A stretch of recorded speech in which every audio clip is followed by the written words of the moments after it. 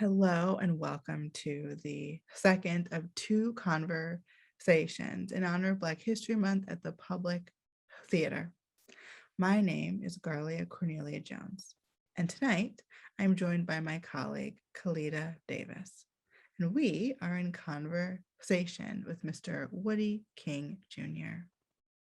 And I will pass it off right now to my teammate in this, Kalida Davis, to introduce herself and to take us through our land and people acknowledgement. Thank you. Hello, I'm Kalida Davis. I'm Associate Manager at the Public Theater Call Center. I'm also the project visionary of the Bubbling Waters Project, the New York History Theater Project, and the resident maker, core collaborator, and leadership team member of the Convergences Theater Collective. And I'd like to do our land acknowledgement. The Public Theater stands in honor of its first inhabitants and our ancestors. We acknowledge the land on which the Public Theater and its theater stand, the original homeland of the Lenape people, and the painful history of genocide and forced removal from this territory. We honor the generations of stewards, and we pay our respect to the many diverse Indigenous peoples still connected to this land.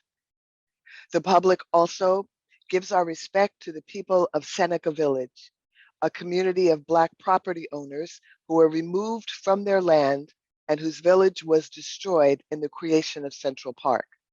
We recognize the sacrifice that these ancestors made and honor Seneca Village's legacy.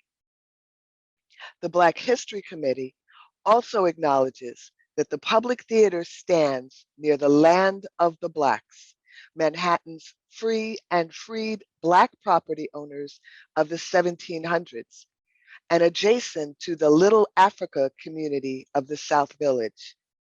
We honor the African Grove Theater, who performed both new works as well as Shakespeare until the theater on Bleecker and Mercer was burned down in 1823.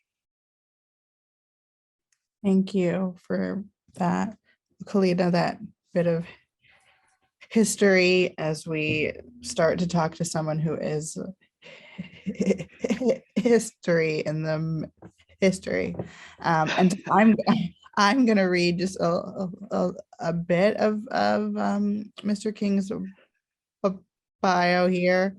Woody King Jr. founded New Federal Theater in 1970. He began his professional career in 1965 as cultural arts director for Mobilization for Youth. As director of New Federal Theater, Mr. King has produced over 400 plays by the most important writers in theater, including Leroy Jones's or Mary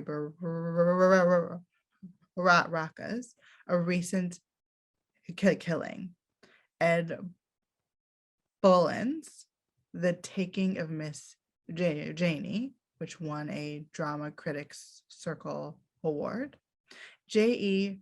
Franklin's Drama Desk Award winning Black Girl, and Tazaki Shange's Tony nominated for Colored Girls Who Have Considered Suicide When the Rainbow Is Enough, and David Henry Huang's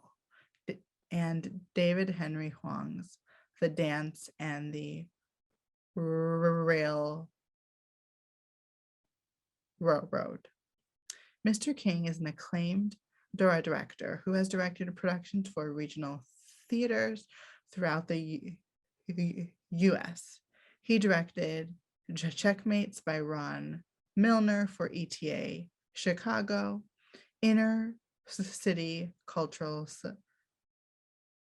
Center, Westwood Geffen Playhouse in Los Angeles, which was also the winner of the NAACP Image Award for Best Director. Jumondy Theater in Atlanta, Waterfront Theater, San Francisco, Arena Stage in Washington, D.C., and on Broadway starring Denzel Washington and Ruby Dee.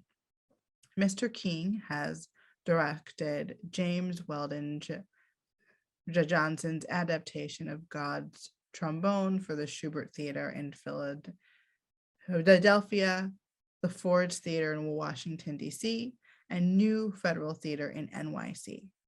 He has directed off-Broadway and in resident theaters. Mr. King is the recipient of the Hodelco Award for Best Director for Robert Johnson's Trick the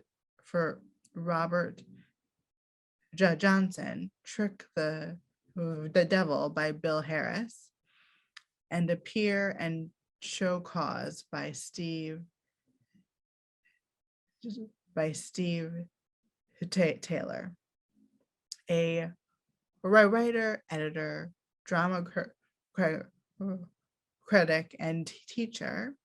Mr. King is taught at Yale University, Columbia University, Oberlin College, Penn State University.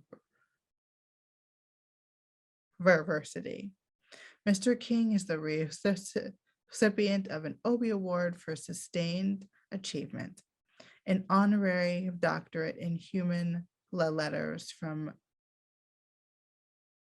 Wayne State University, a doctorate of fine arts from the College of Worcester, and a doctorate of humane letters from John Jay College at CUNY, a doctorate of human letters from Lehman College.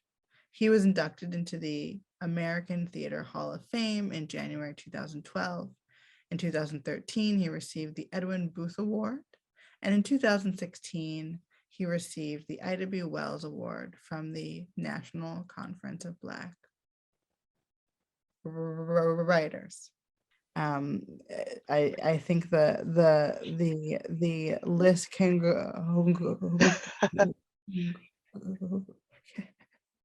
go on, and I'm so honored that you said okay that you would have this conversation with us for Black History Month, and I just wanted to start and open up the space, and I think about really the first thing I think about when I think about you is when we met, and I was in the offices of New Federal Theater, and then we started talking, and we realized we have that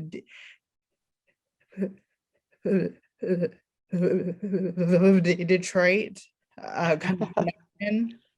And then we talked a little further, and we realized that you actually knew my dad, and I was like, wait. So I was like, I think for me, I was like, what, because it's always cool to meet people who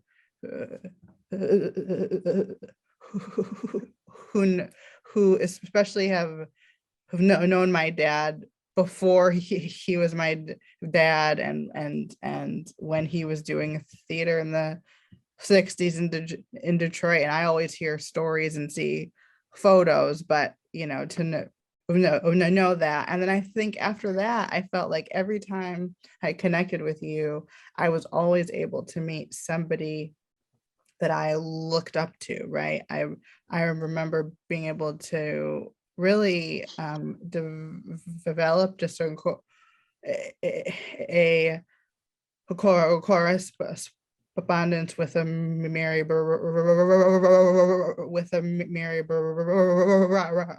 Baraka, and you being a big part of just being able to have that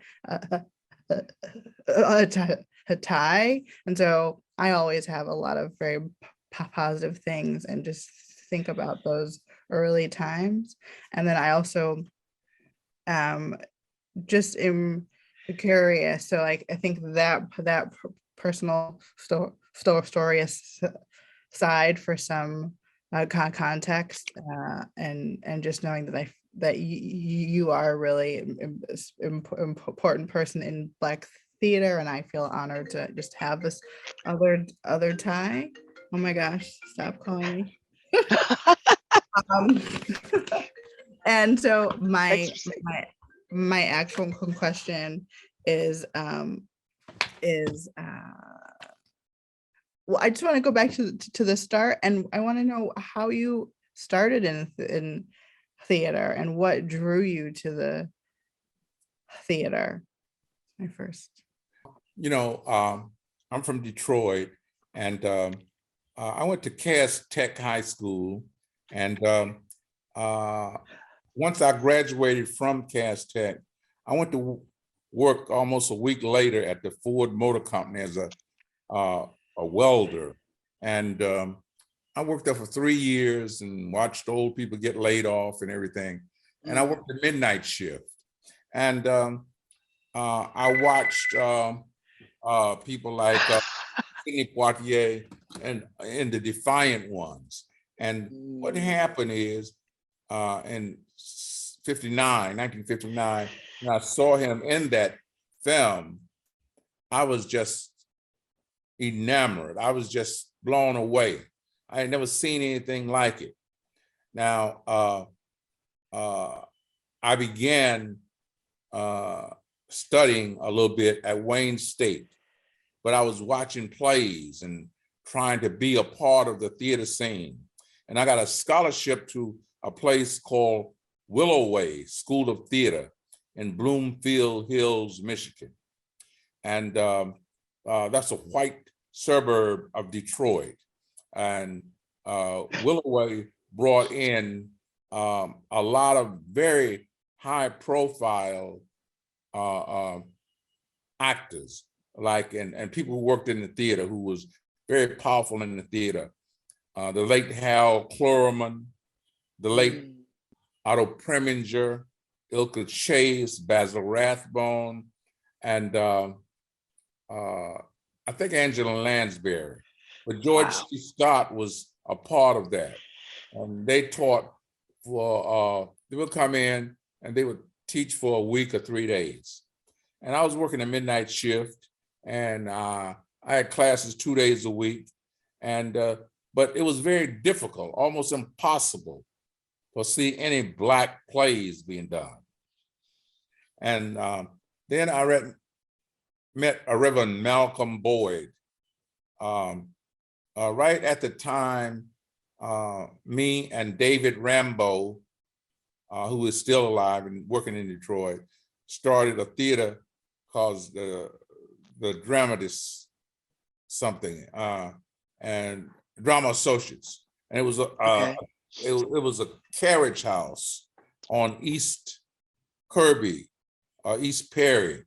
And we did a play by Tennessee Williams called Suddenly Last Summer.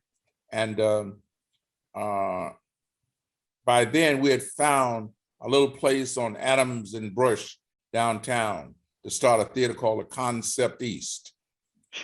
And we did about 4 or 5 plays there. And I met and worked with Cliff Frazier, Elaine Jackson, people in Detroit in the theater, and found a play by Reverend Malcolm Boyd called Study in Color. It was 3 characters. I played in Boy, and Cliff Frazier did another play, and Reverend Malcolm Boyd and I did the play Study in Color. We wore masks and everything. At that time, Jean Genet was very popular. So we wore masks, white mask, and the white actor was a reverend, and he wore a Black mask. And that's how we toured for something called the Episcopal Society for Racial and Cultural Unity. And I ended up in New York. But in the interim, you gotta understand, we after seeing Sidney Poitier, everything that came through Detroit in theater, we went to see it. And A Raisin in the Sun began touring. Mm. And 1959 or 60, I saw it at the Cass Theater and found out that Lloyd Richards, who had directed it and is a very much a part of Black history. He was the first Absolutely. Black man to direct a play on Broadway. And Lorraine Hansberry was one of the first Black writers on Broadway, women writers. And it toured, and I went down to see it at the Cass Theater. And subsequently, I went 3 or 4 nights a week, just talking to the actors, walking with them Wow. back to their hotel. And Robert Hooks and Douglas Turner Ward and Vaughn Washington, Carlos Felicia, you know, those were the people in that play. And it was just wonderful. And they were a second company, but Claudia McNeil played Wow. the mother, and I got a chance to meet her at one of those meetings. And I would go there every night, all for the, you know, it was a 2-week run. And that's how I ended up in New York by touring Reverend Malcolm Boyd's plays. Okay, I ended up getting a job by having met Robert Hooks, who his film career had taken off and he could not work in the poverty programs. The poverty programs were then Hire You Act. Hire You. And then Mobilization for Youth on the Lower East Side. And in Brooklyn, a place called Bedford-Stuyvesant Redevelopment Corporation. And I ran the cultural arts program on the Lower East Side of Manhattan as part of Mobilization for Youth, teaching and working with young actors, dancers, singers. And I was able to hire a staff, get a lot of money from the federal government. What we couldn't get from the federal government, we were able to get from foundations who were very much into helping young people and paying them a stipend in 65, 66, 67, 68, 69. And in 1970, the director of the old Rawl program, Bertram Beck, went to Henry Street Settlement. And there is where I started the New Federal Theater. He brought me with him. I hope that helps. Yes, I believe that does help just a little bit. I feel like That brings us up to New Federal Theater. yes, I feel like that brings us up to New Federal Theater. But I am interested, when you go through that really deep history from Detroit to New York, I can feel this sense of energy in the work that was being created at the time, and this also comparison to this energy now, and you know, the last 10 years where there seems to have been more attention to Black theater. And I'm just curious about your thoughts between those two times, and any, you know, and just your thoughts about the attention being paid to Black artists now. You know, in the 70s, when I started New Federal Theater, it was to, in a sense, integrate minorities and women into the American theater. And I took the name from the old Federal Theater and just called it the New Federal Theater.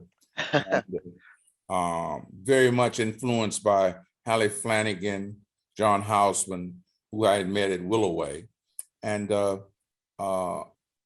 he talked a great deal about a unit of the Federal Theater called the Negro Unit, where they had done something called the Voodoo Macbeth in Harlem at the Lafayette Theater, and how important it was. And I was an unbelievably disciplined reader. I read everything. When I got to New York, I probably had read every book possible on the theater. And so the new Federal Theater emanated out of that urge, that need to integrate people into the American theater. And one of the 2 or 3 or 4 or 5, maybe more, of the people we introduced that are now very famous, but everybody worked there. But these people, like the top of the heap. Denzel Washington did his first play there. The next major star was Felicia Rashad now. She was Felicia Ayres Allen then. And of course, Chadwick Boseman and Gilbert Moses directed there. Owen Dotson was a part of and had a knowledge of the Federal Theater. So he's in the films I made. So I worked in theater, made films, and worked for the Rockefeller Foundation. I did a lot of things, you know, and toured and directed plays. I toured and went to festivals all over the world. So it was a kind of complicated, not complicated, but interesting times, because the young people in the theater then had no place to go to showcase their art, to do what they wanted to do, the reason they came into New York. And so what we tried to do was find plays for them. And the young people now are coming out of universities, coming out of training schools, and the system has opened up for them, okay? But they are way ahead of their audience. Wow.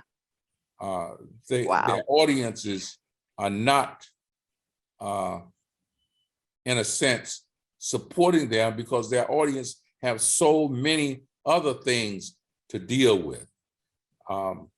Back then, it was only television and radio, you know, but every disc, DVD, every Netflix, every kind of way they could just sit at home and watch whatever they want to watch. They had to come way down to New Federal, and the Lower East Side, Garlia is way different than now than it was then. Oh, yes. Just to get to 23rd Street, I think you should live on 23rd Street. To get there, you could take a subway.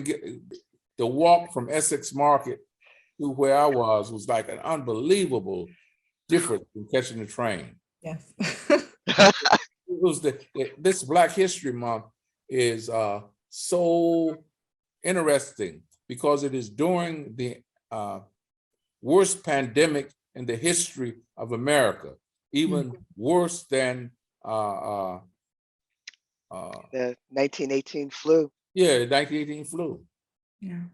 You know, and so now it's going into 1 month from the second year, and everyone and everything. Now, you know, the theater now is to do a play other than a showcase is about 4 times what it was when we started the New Federal Theater. I could do a play at the New Federal Theater, a showcase code for something like $30,000. Now that play may cost $150. I watch I retired, but I watch the people who are running, they're trying to figure out how to do it for $130,000. and the foundations, when I started, young artists and people who were not finding work as an artist, from directors like Van Tyre Whitfield, Helen Cash, Ingrid Saunders Jones. They were working for foundations. And so all you had to do was pick up the phone and call them and say, I need 15,000, I need 10,000 to do this play. Those people have passed on. They're no longer, it's a young crowd, and the white supervisors watch, if it's a young person there, a Black artist, they watch them like a hawk. They got to have all kinds of backup for the 15 or 20,000 they gave you, and it has to be. It's just so different. It's amazing. It's got to be documented and quantified, and Yes. how many people showed up, and what did they say. It's you know, it is amazing. I always think, you know, when I think of somebody like you, like I always think things like, you know, you can't be what you can't see. And like, I love when you talk about the humanizing, you know, as you integrate women and Blacks and other folks into the theater, you talked about the humanizing effect of telling your own authentic story. And I worry that we're going to lose that in, you know, in the foundation fighting to get the money, or, you know, da da da da da. Are you seeing that as an issue? You know, that just the importance of losing that ability to tell our own stories in our own ways, not in ways that please other folk, to, you know, so that we are the heroes and the villains and the drivers. Yes, I see a difference, because our rhythms are different. Our language is different. Our just the way we talk, and a writer now has to explain what I might just say to you, wow, it's cool you all doing that. A writer now has to explain what cool means. You know? Yep. Well, and what's happening? And then a white person said, what do you mean what's happening? It's like, we have, Garland know this, I guess, from being a poet, you know, from having worked with poets, you know, they wouldn't know how to deal with the last poets. Mm-hmm. They surely didn't. You know, and so people, when I did those records with the last poets, they would not know how to deal with Amiri Baraka. They wouldn't know how to deal with him. So if he could deal with me, and I could get the trust of theaters around the country, that was how I exploited their work, how I introduced them. Their work. Yeah, their work. And so Ed Bullins, Ntozake Shange, Amiri Baraka. Ed Bullins won the Drama Critics Circle Award because I did his Taking of Miss Janie with me. Ntozake's play moved to Broadway. Ron Milner from Detroit, by the way. I did 2 or 3 of his plays. Joseph Papp. I had a different kind of take on sitting talking to you. And they're getting ready to release a documentary on Joseph Papp. And film footage I shot is deeply engraved in that film. Oh. On a film I did called the Black Theater Movement. So it's working with Wynn Hanman at the American Place Theater, working with those kind of people, you know. It's a different kind of rhythm, language. you know.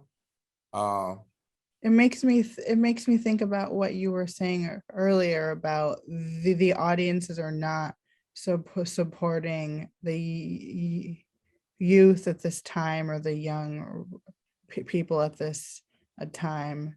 And I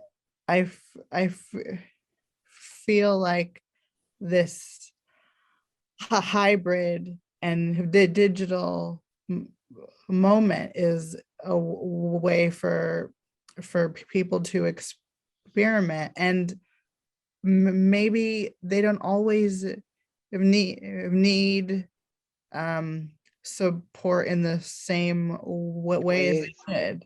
I think maybe people are saying, okay, we couldn't find support. We've been talking about all of the red tape to get through to foundations, and I mean, it is hard work. Yep.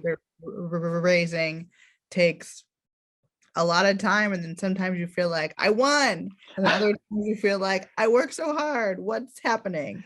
And so now it feels like there's been so many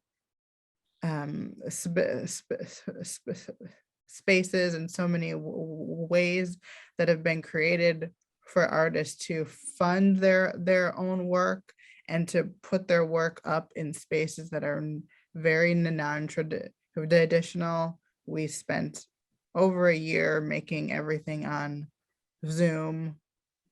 To some people say, oh no, I don't want to do it, others say yes, and I think it just makes things more accessible to people. So I feel like I'm hearing and just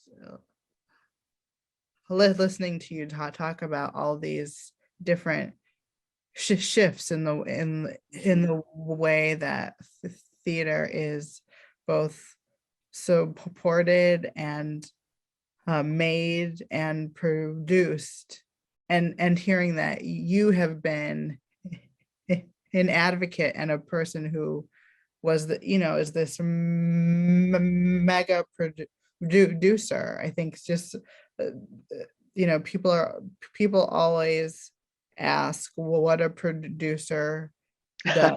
And I think everyone has a different answer to that. I was on a call last night, and someone said the producer is someone who adds a value, and they were speaking of TV and film, because I think the Okay. work isn't quite the same, but just in your talking about Ed Bullins and Mary Baraka, it almost felt like you were there to support and be that person to I don't know if I want to say just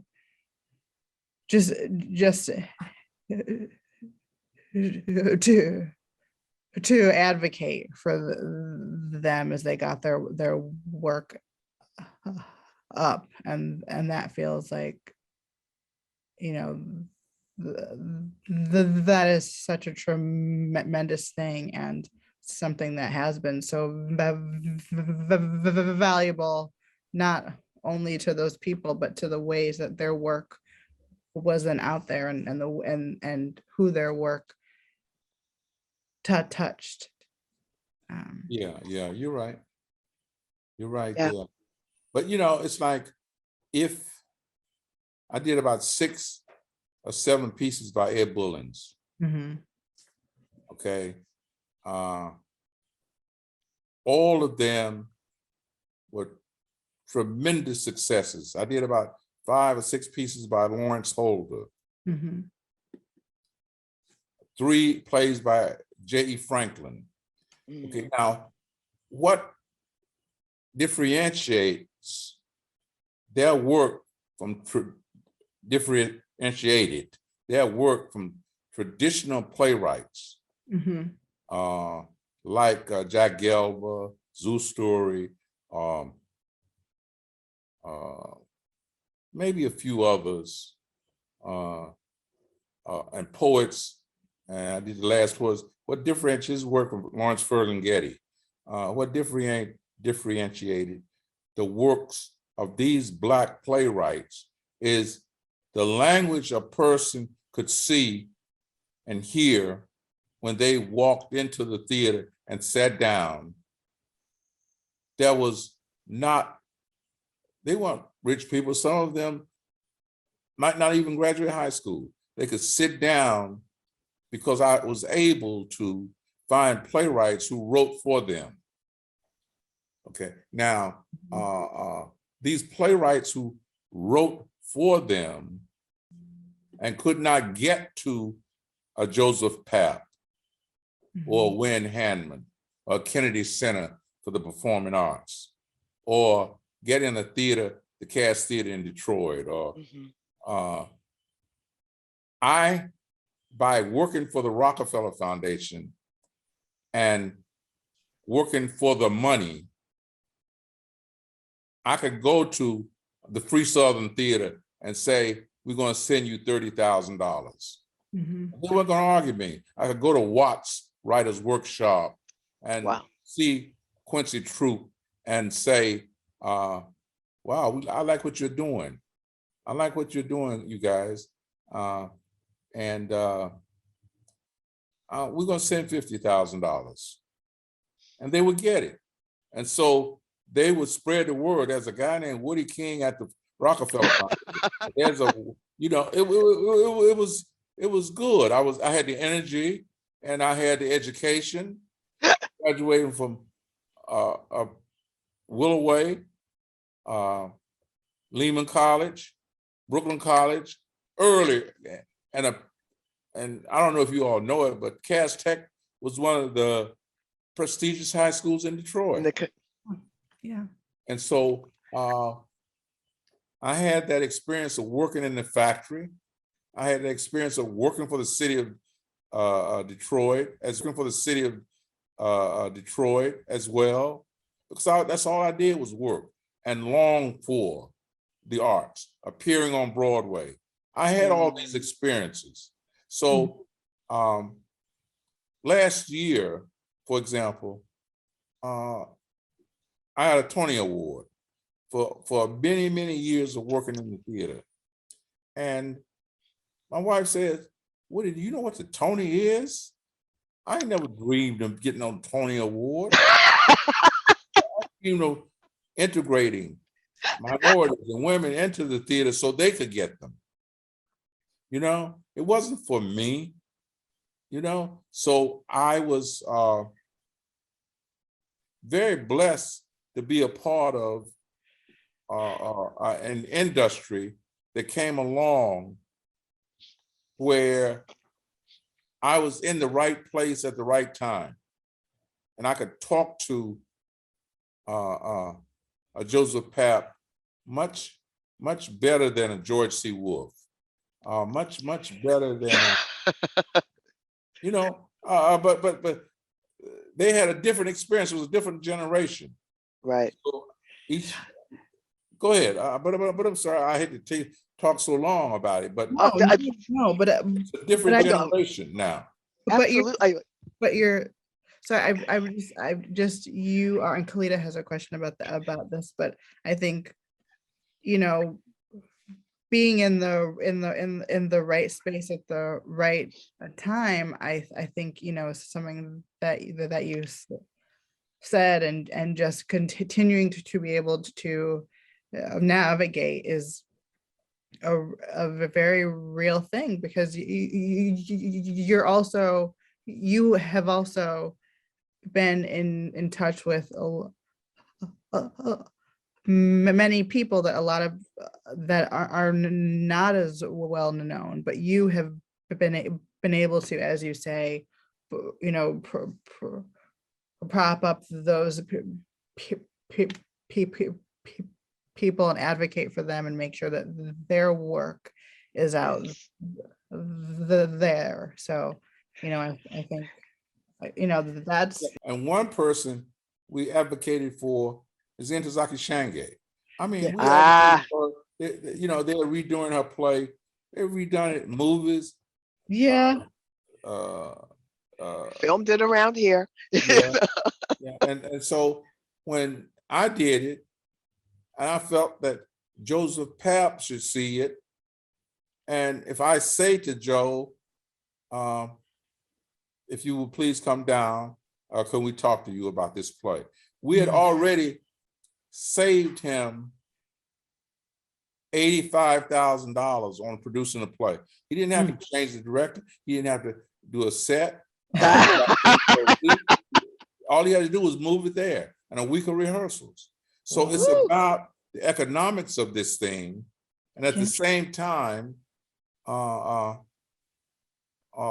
he had access to Lincoln Center, the public, and the parks. And the parks. Right. And he had all access to space. And so all of that coincided with our long relationship. Yeah. That's so cool. Yeah, I mean, just to be able to be in the space, to be lucky, but to maintain is a whole, to be prepared. Yes. You know, luck gets you in the door, but the hard work and the preparation is what keeps it going. In your Tony speech, you talked about, you speak of knowing your friends by the light they carry. You do realize how much light you have been for all of us. And I just want to like honor that. Like when I heard that, I was just like, all right, this is from a torch saying, you know, here I am. I read that somewhere. Some great poet or somebody. Uh-huh. You know, when darkness begins to settle in around you, a friend can be detected by the light that he carries. You know, I don't know if it was Pushkin or Turgenev, one of those, you know, one of those great writers. One of those poetic Russian type. Yeah. And I can't figure out where I got it from. But when I'm sitting down writing this speech, and I'm saying, whoa, it come from somewhere. I just didn't. But you got to be hip to the language you're writing in and who you were writing for. Absolutely. Yeah. Absolutely. So I have two-part question. How the heck did you keep that flame going? Because you have been a torch for so long. And part two is, where do you see the newest embers growing and starting to flare up? Young people, where do I see the embers? I watch the new people who are working at New Federal Theater. Under this pandemic, they have found plays. And it's a young sister who's a secretary, Chloe. She might be 19 or 20. I've never seen, you know, back when I was doing it, the secretary might be 25 or 30. They're getting younger and younger, coming out of school, you know, earlier. And you just said, wow. And Garlia said, wow, I left home when I was 18. Wow, man, that was amazing. It's a different world. It's a different world. Okay, that's where I see the embers are coming. Now, whether they want to go into this thing called Black theater or not, I don't know. Okay, now how I've been able to do it, and I sit with somebody 10 or 20 minutes and know they don't know literature, they don't know plays, they don't know playwrights, they don't know the history of Black theater. Like I think you talked about the theater on the African Grove. Oh, African Grove with Ira Aldridge. You know, they don't know anything about Ira Aldridge. Nope. You know? So it's like, how do you, it might have been when I was in Detroit that I learned about the African Grove Theater, the American Negro Theater in Harlem, Orson Welles, working at the Lafayette Theater, the Negro unit of the Federal Theater, But I did not come into New York not knowing. So I Yeah. could sit with the best of them at 20 years old and know as much as they did, because I had teachers and examples and a desire to be an actor.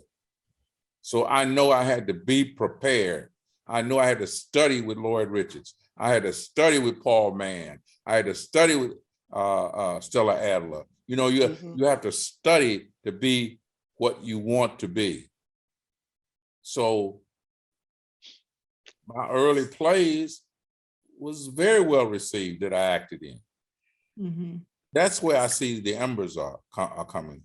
Now, whether they want to go into this thing called Black theater or not, I don't know. Okay, now how I've been able to do it, and I sit with somebody 10 or 20 minutes and know they don't know literature, they don't know plays, they don't know playwrights, they don't know the history of Black theater. Like I think you talked about the theater on The African Grove. African Grove with Ira Aldridge. You know, Yeah. they don't know anything about Ira Aldridge. Nope. You know, so it's like, how do you?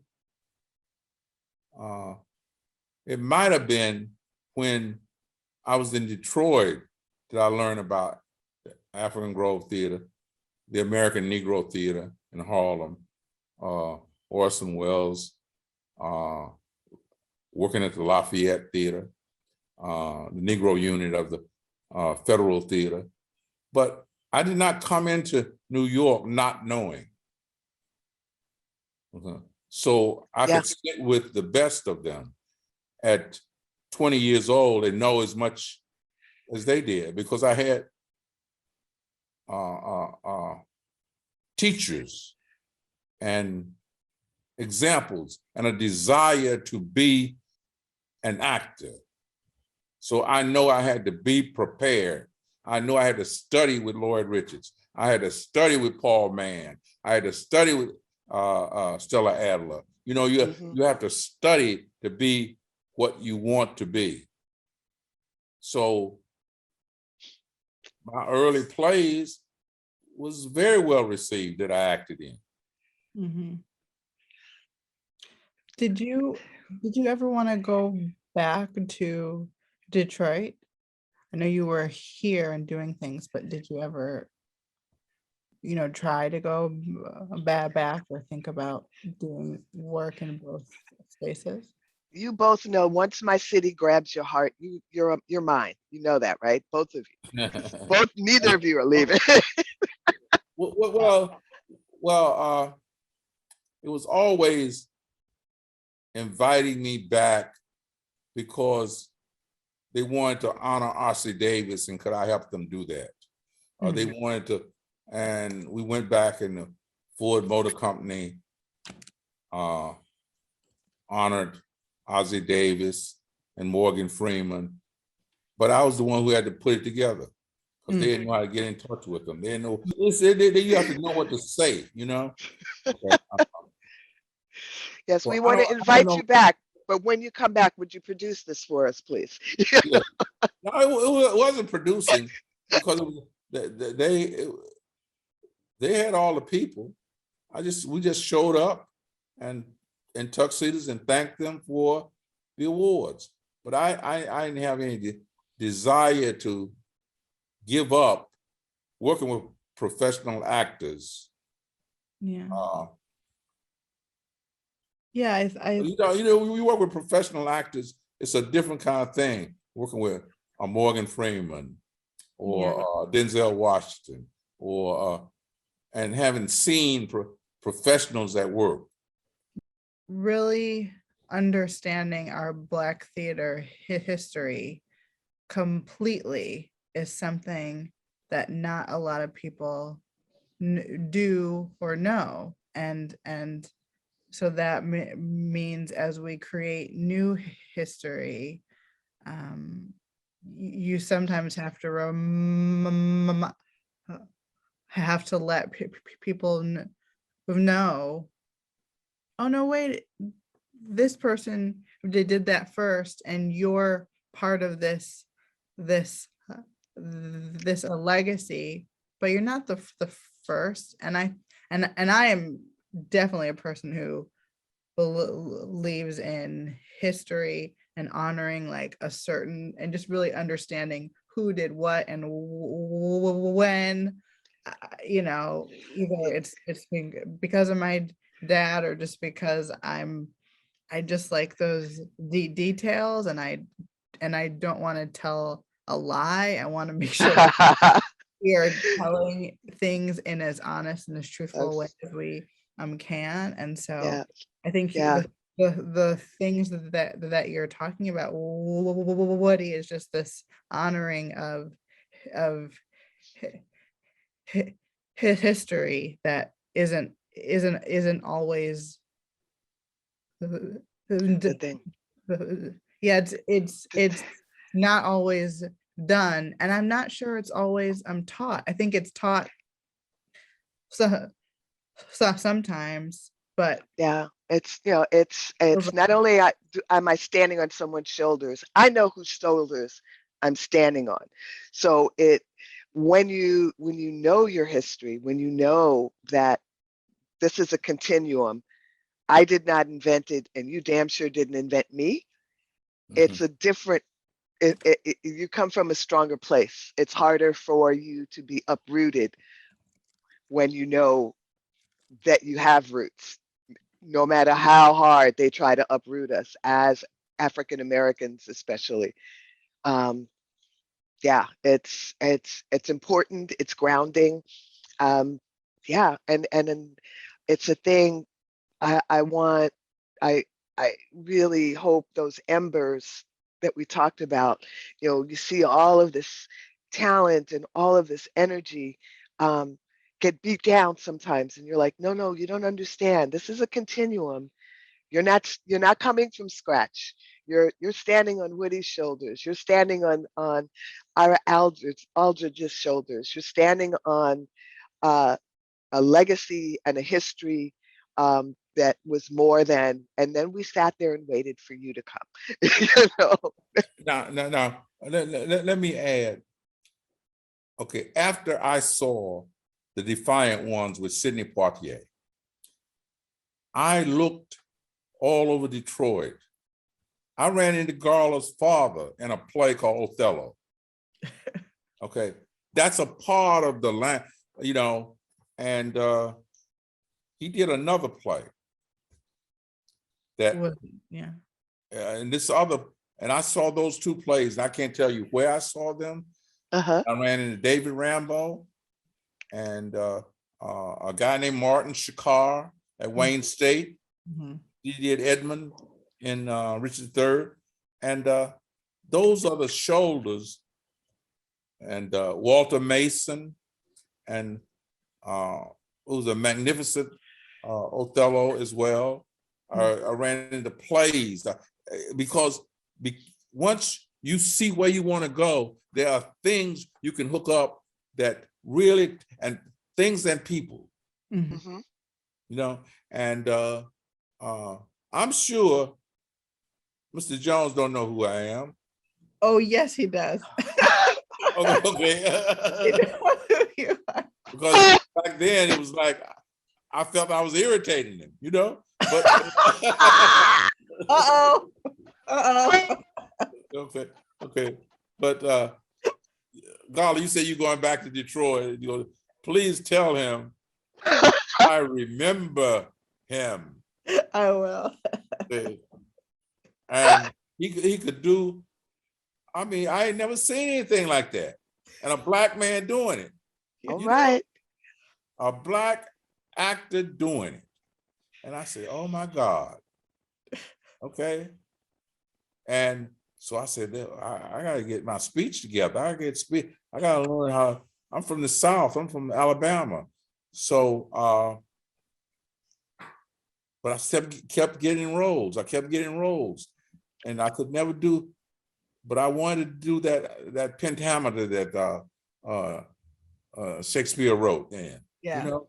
Yeah. But your dad had it at what, 22 or 23 years old. Yeah. And as a kid, he was always doing his lines in the car. I mean, I should know it by heart, but I heard he was doing the lines in the car between Othello and Julius Yeah, Caesar. that was it. That was Julius Caesar. Yeah, those were the two that were done a lot. And I know, yeah. So yes, he would do I that appreciated him so much, you know. a lot. Yeah. Yeah, but also I always find it amazing, even like the few times I've done Shakespeare, or that the pentameter and our rhythm of speech as African Americans has such a beautiful blending that Mhm. is not honored. Do you know what I mean? Yeah. There's a lovely blending of um, for example, like going off on someone like brave warriors Clifford and Northumberland make him come upon this cold hill here. And there's a beauty to the melding that Yeah. makes it richer, Yeah, that we yeah. don't honor often Yeah. enough. And what I love is when I discovered very young that a poem and a song is basically the same thing. Yeah, that's right. And listening to Smokey Robinson do The Tracks of My Tears, or Mm.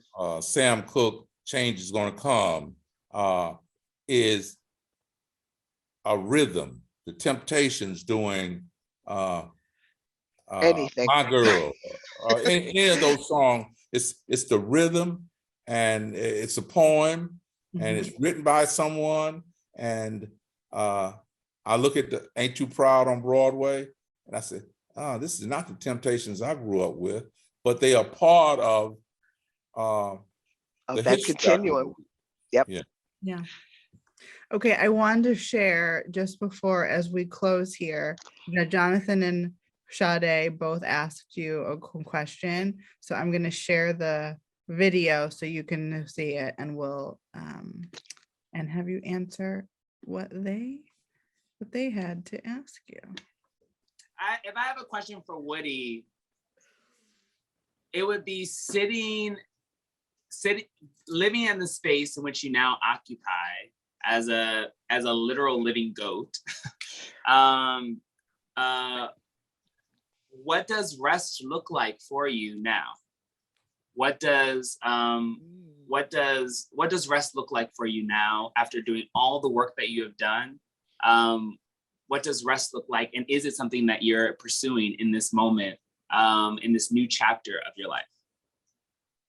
Okay, that was your question. Okay, what it looks like for me now is I'm writing a memoir. I thought I would write 2 or 3 pages a day, and then I start researching, and that will take 15 days. I got to go back to Renaissance Noir. I got to go back to Black World. I got to go through all the magazines and all that, and articles and interviews to find a page I want to write.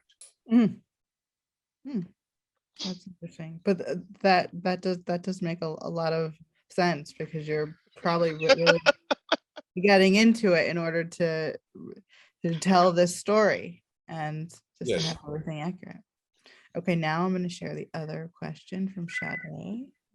My question for you is, in all that you've accomplished as the king of Black theater, what stands out for you as your biggest accomplishment, or what moment or moments have marked your legacy?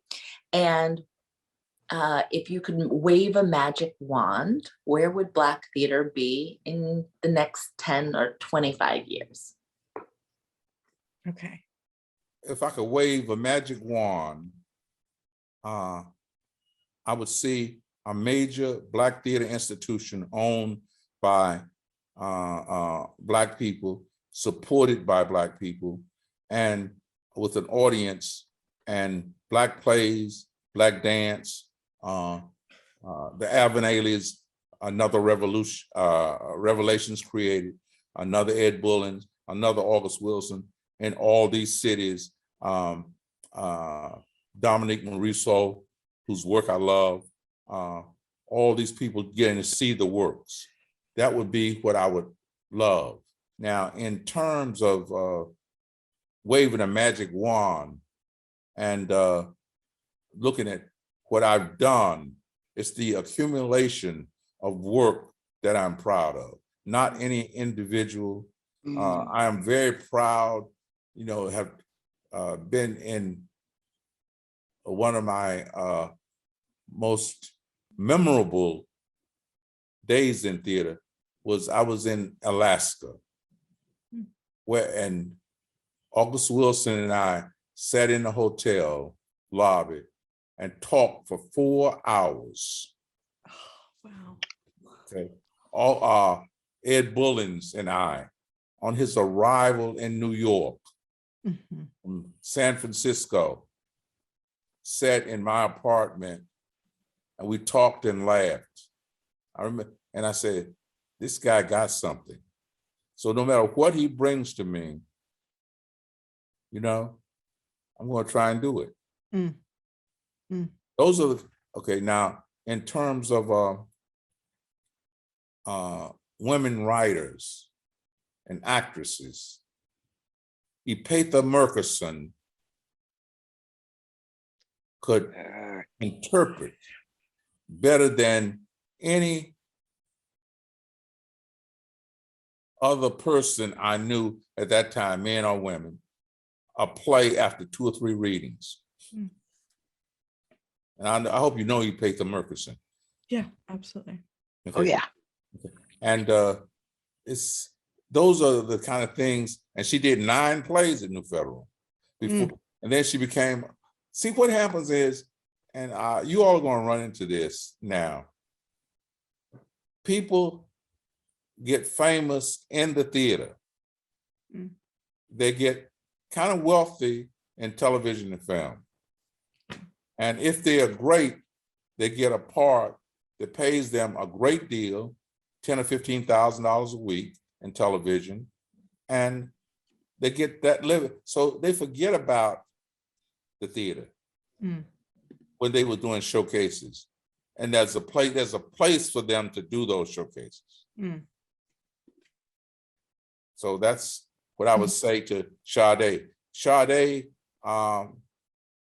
acted in a play by Ron Milner when Ron and Chadwick Boseman. Oh yes, I've heard this story. I know I have heard that. Yeah. Yeah, and why did they pick Chadwick Boseman rather than Sade?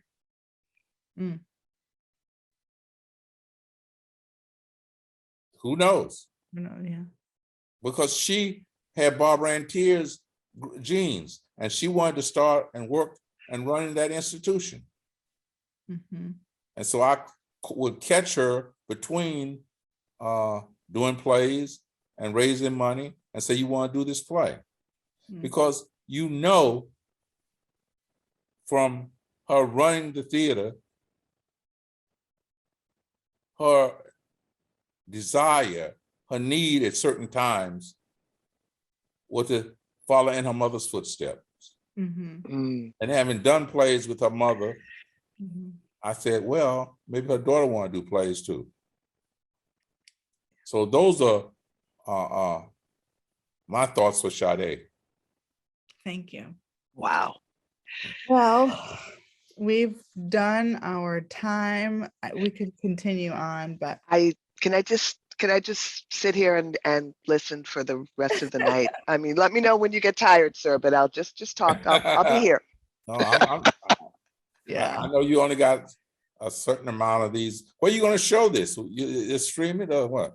Yeah, we're gonna put it on YouTube and then send it around. So we'll make sure you have it and all that. And I know you have to edit it and all that, but you know, Yeah. what do you have to do? of course, of course, of course. But thank you Thank so you. much. And I mean, Thank you.